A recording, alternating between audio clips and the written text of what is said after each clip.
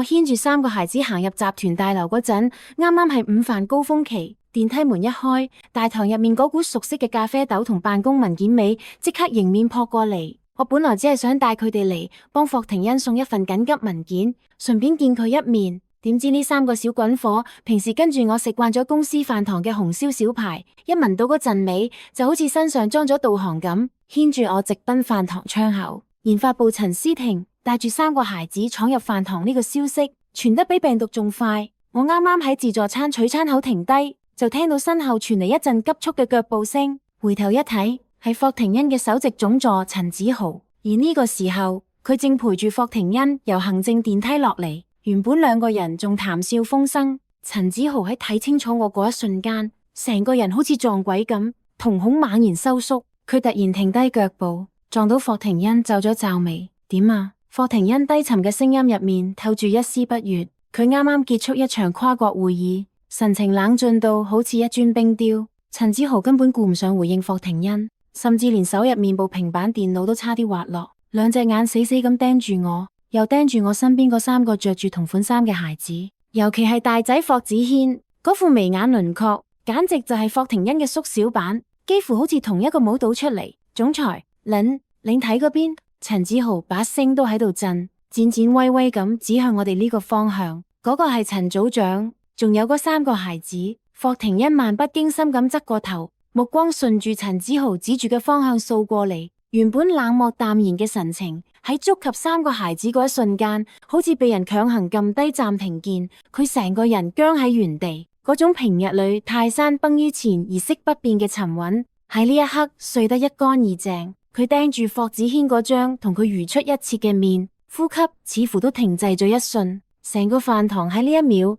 陷入一種詭異嘅死寂。我牽住二仔霍宇軒同細女霍希彤，霍子軒就企喺我身前。佢顯然亦都留意到不遠處嗰個男人，雖然佢冇見過霍廷恩幾多次，但作為孩子，嗰種嚟自血脈深處嘅牽動，令佢本能咁停低咗去攞餐盤嘅手。霍廷恩邁開長腿，步伐大到幾乎帶起一陣風，佢幾乎係衝過嚟㗎，眼神複雜到難以形容，有震驚，有懷疑，更多嘅係一種巨大到從未有過嘅混亂。佢喺離我3步遠嘅地方停低，嗰雙向來深不可測嘅眼睛死死鎖喺霍子軒塊面上，聲音啞得厲害。陳思婷，呢個係點回事？我俾佢突如其來嘅氣場壓到心跳加快，但我仍然強撐住冷靜，抬起頭直視住佢嘅眼睛。如你所見，霍廷恩嘅視線再次落返3個孩子身上，佢掹低身，手掌幾乎係一抖住想去碰一碰霍子軒嘅膊頭，卻喺半空中停住。嗰種屬於強者嘅壓迫感喺呢一刻消失得乾乾淨淨，取而代之嘅係一種毛躁同荒唐。我係邊個？霍廷恩盡量令自己把聲聽落平穩，但微微發顫嘅指尖已經出賣咗佢。霍子軒歪住腦袋，天真咁望住眼前呢個突然出現嘅大人物，奶聲奶氣咁回答：媽咪話你係我爸爸。陳子豪喺旁邊已經徹底石化。佢身為總助，比任何人都清楚霍廷恩過去幾年嘅感情狀況。除咗同陳思婷有過一段剪不斷理仲亂嘅過往，佢身邊乾淨到好似一張白紙。依家突然彈出一窩仔，仲要係親生嘅，佢覺得自己下一秒可能就要被辭退。成個飯堂嘅員工全部屏住呼吸，目光喺霍廷恩、我同孩子之間瘋狂游移。大家都喺度等住呢位商場上嘅冷面王到底會有咩反應。霍廷恩深吸一口氣，佢企起身，目光如炬咁盯住我，嗰眼神入邊既有被人隱瞞之後嘅隱忍，亦都有一份久違到壓都壓唔住嘅激動。佢冇當眾發火，反而極其緩慢咁脫低自己件西裝外套，披喺因為午間悶熱而有啲面紅嘅霍希彤身上。陳子豪，佢開口，聲音沉穩到可怕，嗰係佢平時下達重大決策嗰陣嘅語調，將所有人嘅餐費免晒。立刻，另外叫餐廳經理準備最好嘅兒童餐送到我辦公室。佢轉過頭望向我，嗰隻頭先仲帶住冷意嘅寬大手掌，呢一刻竟然極其自然咁覆喺我手背上，用力握住。剩低嘅事，我哋上去慢慢傾。我感覺到佢掌心嘅溫度，嗰係一種不容置疑嘅掌控，卻又帶住一絲唔容易察覺，好似如獲至寶咁嘅顫動。霍廷恩辦公室道門俾佢反手帶上。發出輕微卻沉重嘅咔嗒一聲。隨住呢道門關上，外面嗰啲好似刺一樣嘅目光，終於被徹底隔絕。辦公室入面，中央冷氣發出細微嘅轟鳴聲，顯得格外清晰。霍廷恩鬆開領導，喺飯堂面對員工嗰陣，強撐出嚟嘅冷靜，終於喺呢個私密空間入面裂開咗一絲縫。佢冇坐低，而係維持住一種略顯僵硬嘅姿勢，目光始終喺三個孩子同我之間輪流轉動。佢望咗望霍子軒，又望咗望旁邊好奇打量佢收藏品嘅霍宇軒同霍希同，最後嗰雙深邃到好似寒潭嘅眼睛定格喺我身上。陳思婷，呢個就係你瞞住我嘅結果。佢聲音低沉得壓抑，尾音帶住一絲幾乎聽唔出嘅沙啞。我企喺辦公面前，手心滲出一層細汗。我明白喺呢場突如其來嘅攤牌入面，我一直都處於被動又尷尬嘅位置。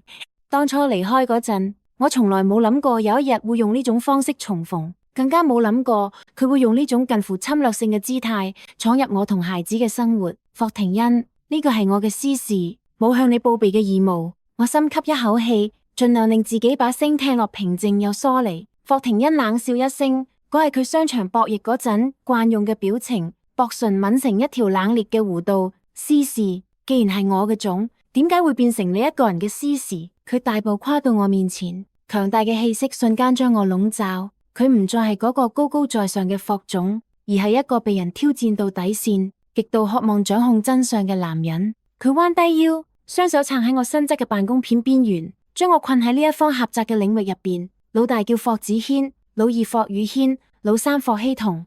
佢低聲念住呢三個名，眼眸入邊閃過一絲複雜嘅光。呢啲名入邊嘅心思，聽落到似係你有意為之。孩子們對大人之間嘅暗湧一無所知。霍子軒正拉住霍宇軒想去舊辦公，坐上一件精緻擺設。霍希同就安安靜靜咁坐喺真皮梳化上，眨住大眼睛，好奇咁打量住呢位傳說中嘅爸爸。你到底想點？我抬起頭，直視住佢嘅眼睛。如果你係因為呢種突如其來嘅責任感而覺得困擾，我可以帶佢哋走，唔會打擾你嘅生活。打擾？霍廷恩突然伸手，骨節分明嘅指尖輕輕勾起我耳邊一縷頭髮，動作輕柔到同佢嗰副冷冽表情截然不同。陳思婷，你憑咩覺得我知道呢一切之後，仲可以俾你帶住佢哋消失？就喺呢個時候，辦公室道門俾人輕輕敲響，陳子豪把聲喺門外戰戰兢兢咁響起。霍總，餐送到啦，仲有夫人同幾位小少爺小姐嘅餐具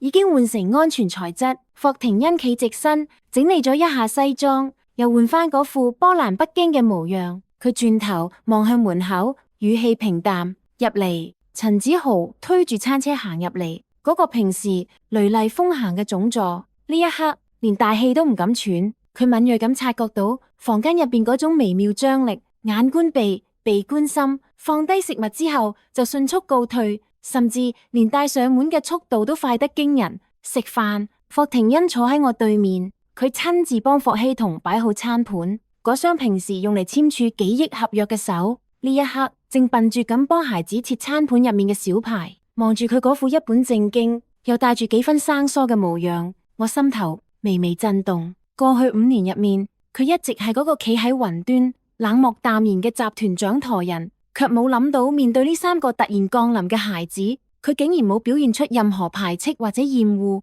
爸爸，你都食？霍希同奶聲奶氣咁將一塊小排遞到霍廷恩嘴邊。霍廷恩動作一頓，佢望住嗰雙純淨嘅眼睛，冷硬嘅面部線條喺瞬間柔和落嚟。佢將口食咗落去，神色有啲複雜咁望咗我一眼，好似想用呢種無聲嘅交流詢問我過去嗰5年入邊嘅一切。我低頭食飯，刻意避開佢嘅目光。陳思婷，呢5年你過得好唔好？霍廷恩突然開口，語氣入面少咗幾分攻擊性，多咗一絲唔容易察覺嘅酸澀。我手入邊嘅筷子一頓，抬起頭平靜咁望住佢。如果冇呢一場意外，你本來唔需要知道佢哋嘅存在，我哋亦都會過得好好。霍廷恩放低刀叉，目光如炬。意外喺你心入邊，佢哋係我同你之間嘅意外。我仲未嚟得切回答，霍子軒突然插咗一句：爸爸媽媽話你係大忙人，平時工作好辛苦，所以我哋要乖乖，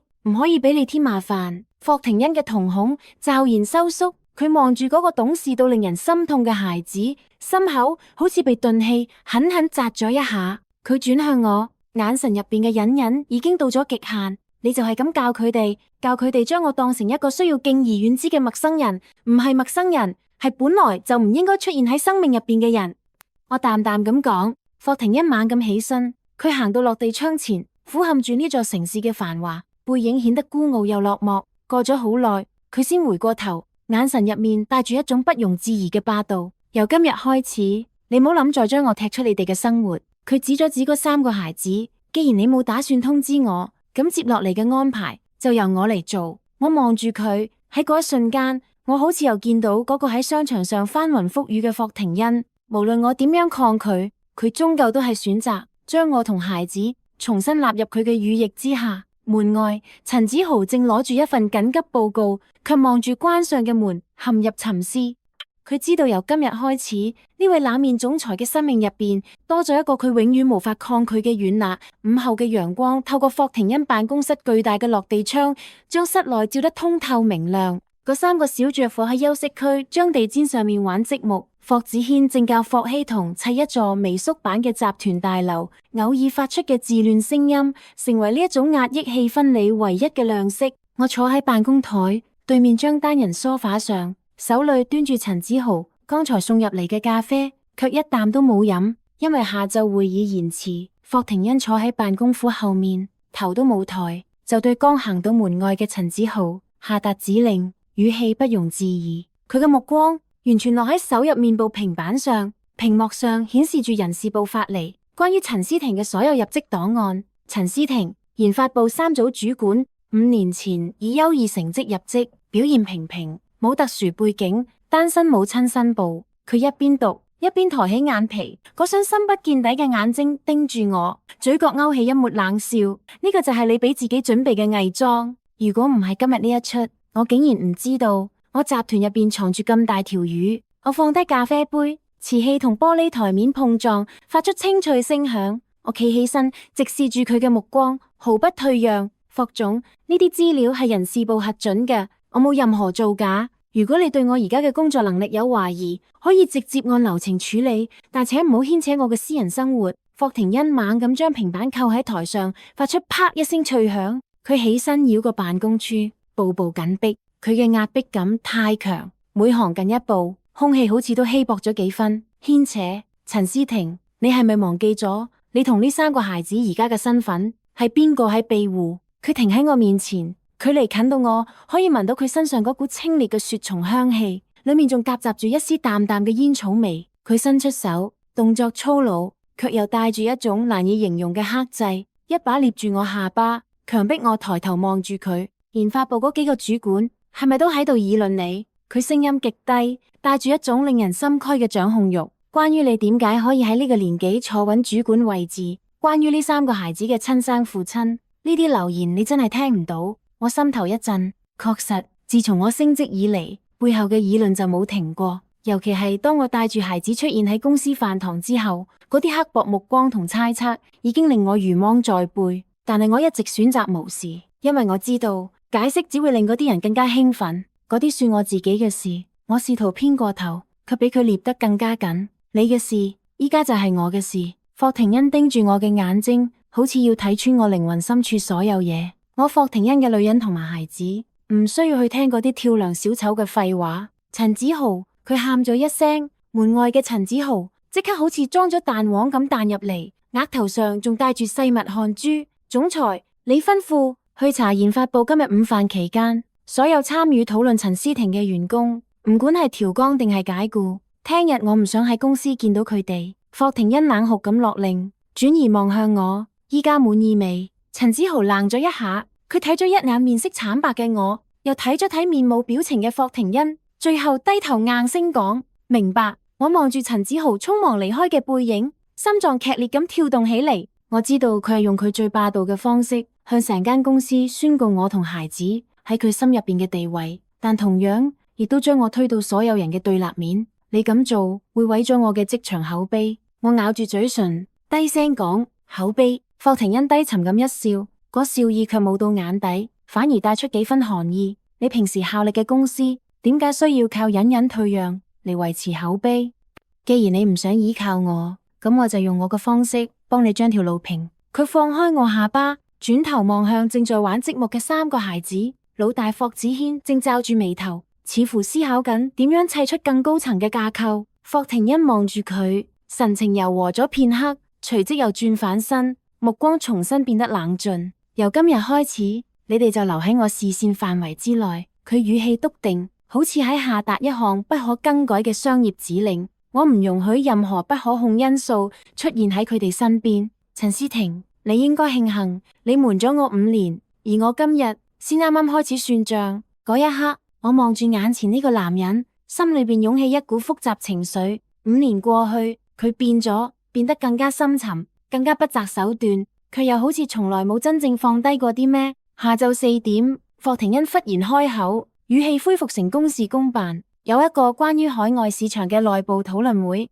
你係研發部主管，要參加會議，順便俾嗰幾個想睇你笑話嘅人睇清楚，你到底係咩身份。佢講完唔再睇我，直接坐返辦公前，再次投入到嗰堆積如山嘅文件入邊。我企喺辦公室中央，望住嗰個專注工作嘅背影，心裏清楚呢場博弈由一開始我就已經輸咗一半。佢唔單止想要孩子，甚至連我都要一併掌控喺手裏。門再次被敲響，呢次入嚟嘅係部門經理，一臉緊張，明顯係聽到咗啲風聲。霍總、陳組長，關於下晝嘅會議。我深吸一口氣，整理咗一下思緒，轉頭望向嗰位部門經理。身為霍廷欣嘅女人，我絕對唔會輕易喺職場認輸，我會準時參加。我講，聲音平靜而堅定，冇半點懼色。霍廷欣抬起頭，深深咁望咗我一眼，薄唇勾起一抹唔易察覺嘅弧度。我知道由呢一刻開始，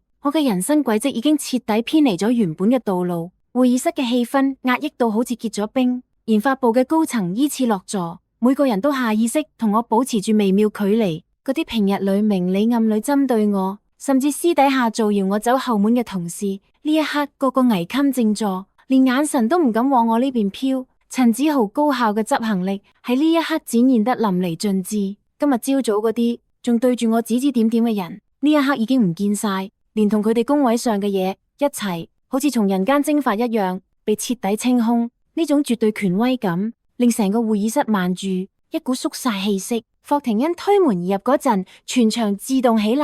佢今日換咗一件深藍色襯衫，袖口微微捲起，露出手腕上嗰隻百達翡麗，喺燈光下冷冽刺眼。佢冇睇任何人，徑直行向主位。喺落座嗰一瞬間，嗰雙鷹隼一樣嘅目光不動聲色咁由我臉上掃過。關於嗰個海外併購案嘅研發方案，我睇過。佢翻開文件夾，聲音喺安靜嘅會議室入邊顯得格外清晰。好多提議華而不實，缺乏落地邏輯。陳組長，你講下。我整理咗一下手裏嘅資料，起身行到投影前。呢個方案我熬咗3個通宵，每一個數據，每一個參數都經過反覆推演。我冇講廢話，直接切入核心痛點。目前方案之所以俾人詬病，係因為研發團隊脫離咗市場前端嘅真實反饋，單純追求技術指標。我認為，與其喺參數上內卷，不如將呢部分預算傾斜到用戶體驗嘅差異化路徑上。我分析得有理有據，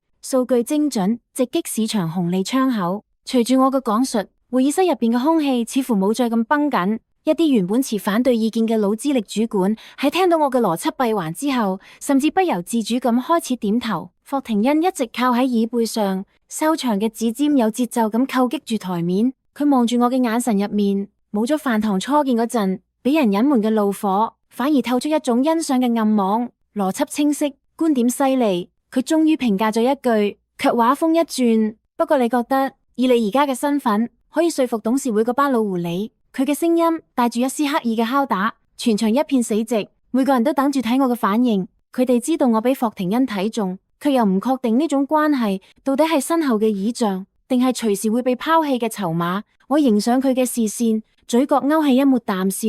霍總，方案嘅價值取決於佢嘅市場回報率，而唔係匯報人嘅身份。如果董事會只睇出身，咁我哋呢啲研發人員嘅努力，豈唔係變成笑話？霍廷欣嘅眼眸微微眯起，成個會議室嘅空氣喺呢一刻好似瞬間凝固。挑戰總裁權威，呢個簡直係職業生涯自殺式行為。然而，霍廷恩卻忽然輕笑咗一聲，嗰係一聲極其低沉愉悅嘅笑，令原本緊張嘅氣氛驟然崩解。佢身體前傾，雙手交叉撐喺台面上，成個人展現出一種極強嘅壓迫感，卻又帶住某種宣示主權嘅意味。好，佢淡淡咁講，目光環視四周，嗰眼神好似喺警告在座所有人：陳組長嘅說話都聽清楚未？既然有信心，呢份方案就由陳思婷全權負責。邊個有異議，或者喺背後搞啲不入流嘅小動作，後果自己掂量。呢句話落下，成個會議室徹底鴉雀無聲。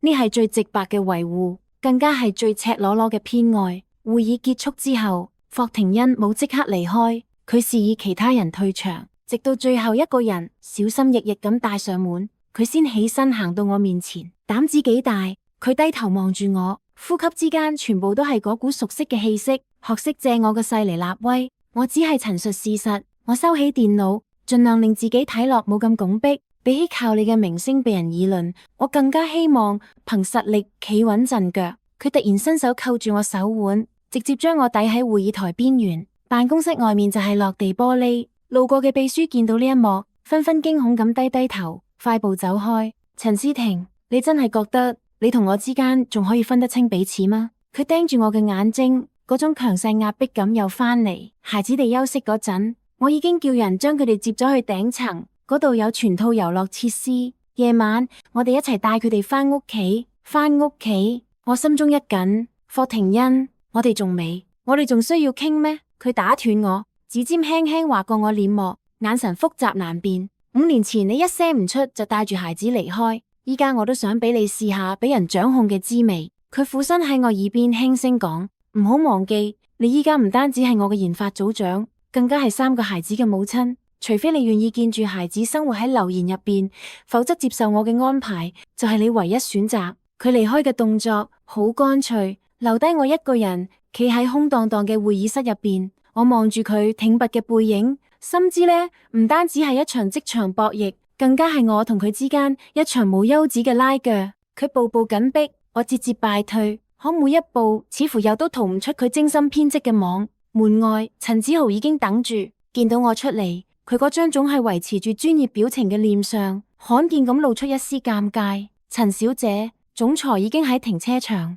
車已經安排好家庭座駕，孩子哋嘅安全座椅亦都換成最頂級品牌。陳子豪把聲客氣而疏遠，卻又帶住一種講唔出嘅恭敬。我望向停車場方向，嗰架黑色邁巴赫安安靜靜咁停喺嗰度。霍廷恩正靠喺車門旁邊，低頭睇住手機，神情專注。夕陽餘暉灑喺佢身上，替佢嗰副冷硬輪廓鍍上一層溫柔光暈。嗰畫面太美好，美好到令我產生一種錯覺，好似呢5年不過係打咗個盹。我深吸一口氣，提步向佢行去。我知道呢一步踏出去之後，我就再都翻唔到以前嗰種平穩自由嘅生活。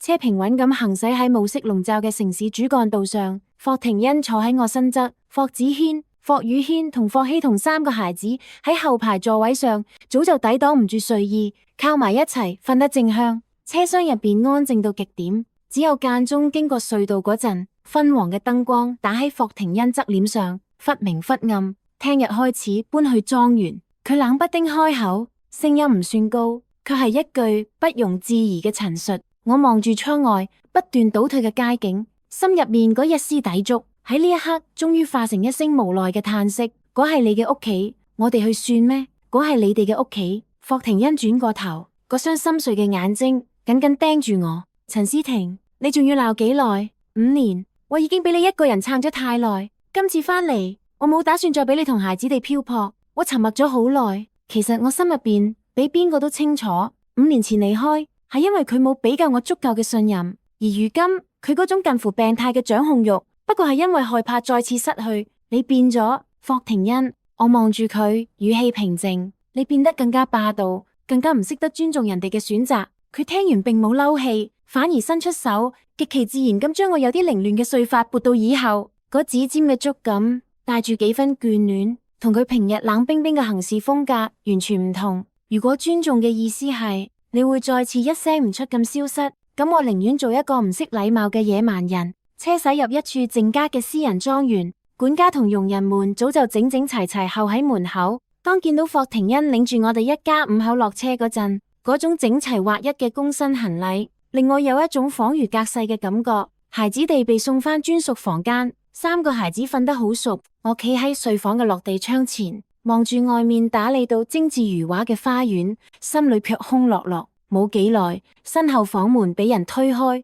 霍廷恩行咗入嚟。佢已經換低一身筆挺西裝，只着住一件簡單深色家居服，睇落少咗幾分距離感，卻多咗幾分令我心悸嘅危險氣息。佢行到我身後，寬大嘅手掌輕輕扣住我條腰，將我成個人捲入懷裏。陳思婷，佢將頭埋喺我頸窩，聲音低沉而壓抑，唔好再推開我。呢5年，我每日都喺度諗，如果嗰日我冇俾你走，如果當初我可以多信你一啲，我哋係咪會唔一樣？我成個人僵住，呢5年入邊嘅苦，佢唔會懂。嗰啲帶住孩子喺異地起早摸黑嘅日子，嗰啲為咗俾孩子最好成長環境而喺職場拼命嘅艱辛，早就喺我心裏刻低咗磨滅唔到嘅痕跡。如果只係為咗孩子，你完全唔需要做到呢個地步。我試圖掙開佢嘅懷抱，卻比佢抱得更加緊。唔單止係為咗孩子，佢抬起頭，嗰雙總係冷漠嘅眼睛，呢一刻竟然閃住一種令我心慌嘅炙熱。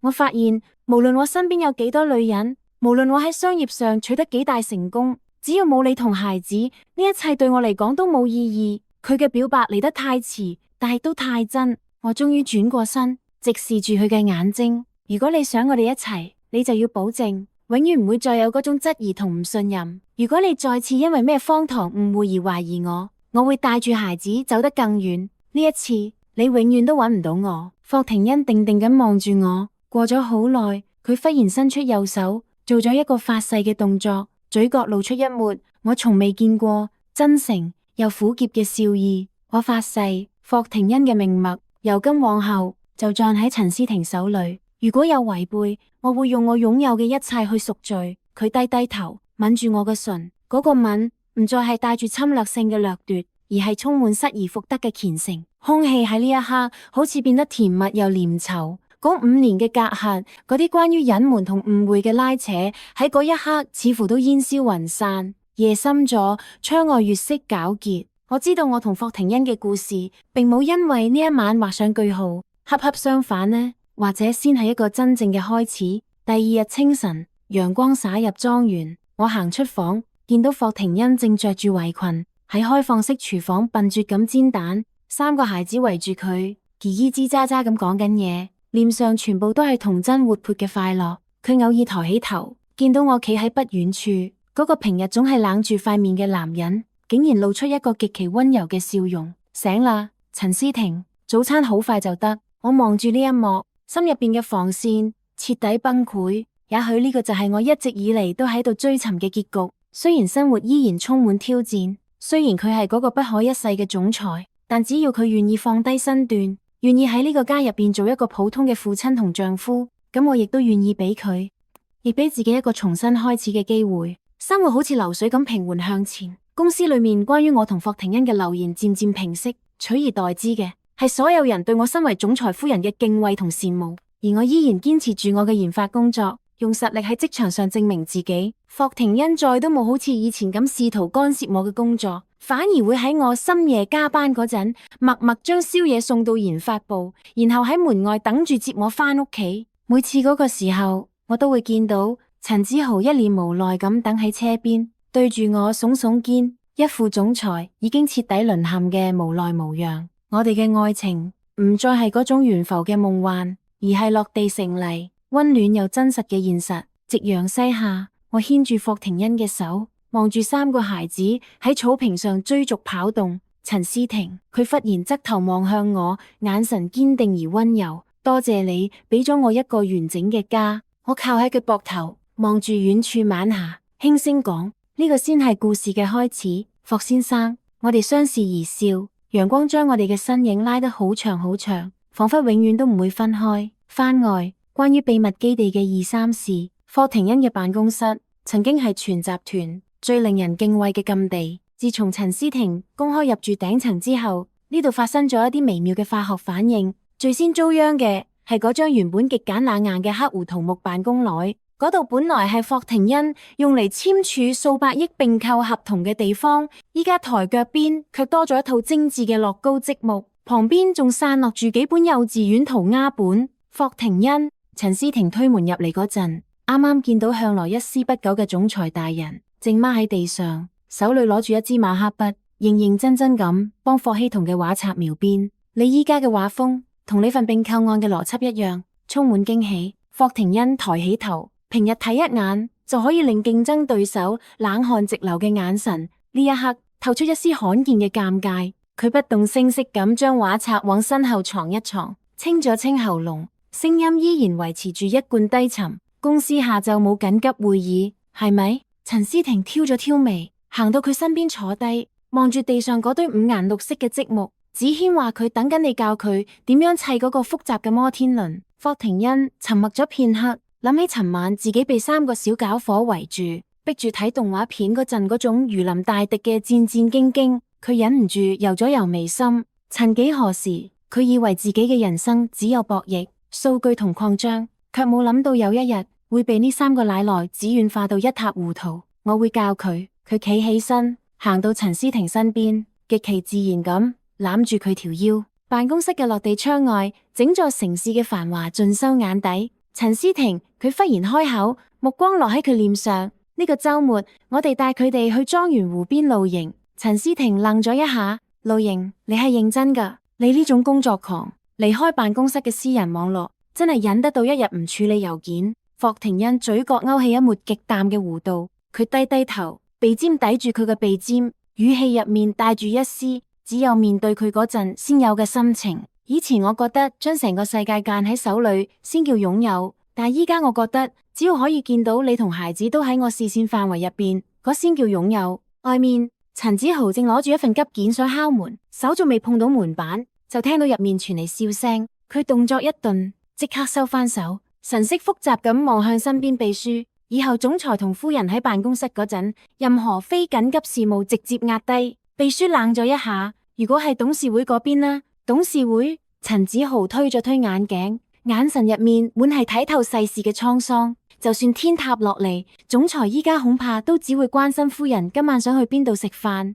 辦公室入面，霍廷恩確實已經唔再關心併購案，佢正拉住陳思婷隻手，輕聲細語咁商量周末行程，目光入邊全部都係佢。5年前嘅佢哋係因為猜忌而錯過嘅路人，5年後嘅佢哋終於成為彼此生命裏不可缺少嘅主角。嗰日傍晚，霍廷恩帶住孩子哋由遊樂場返嚟，夕陽餘暉將佢哋嘅影子拉得好長。陳思婷行喺最後，望住嗰個曾經高不可攀嘅男人，正一手抱住瞓着咗嘅霍希同，另一隻手牽住霍子軒同霍宇軒，步伐平穩咁走向嗰個屬於佢哋嘅家。佢忽然覺得嗰啲所謂職場鬥爭，嗰啲豪門流言蜚語，喺呢一刻都顯得如此渺小。爸爸，霍子軒突然拉咗拉霍廷恩嘅衫角。霍廷恩低頭，媽媽今晚會唔會同我哋一齊食紅燒小排啊？霍廷恩望向陳思婷，眼眸入邊藏住濃到化唔開嘅心情。佢笑咗笑，語氣溫柔到仿佛可以滴出水。會，媽媽以後每一餐都會同我哋一齊食。陳思婷聽住佢嘅說話，望住嗰個喺落日餘暉入邊回頭嘅男人，心裏嗰塊缺失已久嘅拼圖終於拼湊完整。呢個就係生活，剝去所有浮華同喧囂，最後剩低嘅就係呢幾個最真實嘅名字同最平凡嘅瑣碎，而關於佢哋嘅一切，先啱啱開始。